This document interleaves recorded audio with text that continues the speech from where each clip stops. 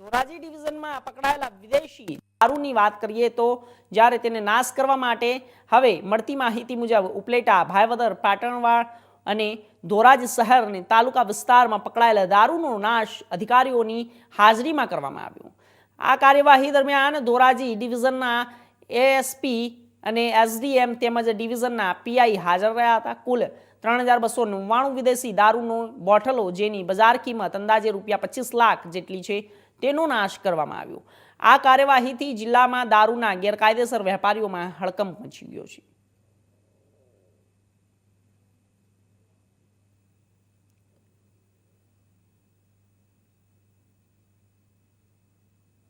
આજરોજ તારીખ 15 સપ્ટેમ્બર 2025ના રોજ ધોરાજી સબ ડિવિઝનના 4 police station Dhoraji city, Dhoraji taluka, Upleta અને ભાયાવદરની મુદ્દામાલ નાશની કાર્યવાહી રાખવામાં આવી, જેમાં કુલ મુદ્દામાલની કિંમત આશરે 25 લાખ રૂપિયા હતી।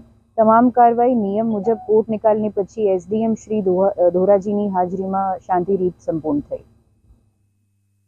કેટલી બોટલો?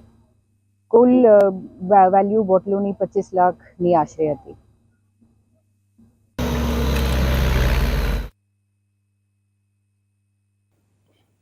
તો ભાવનગર શહેરના વડવા વિસ્તારમાં એક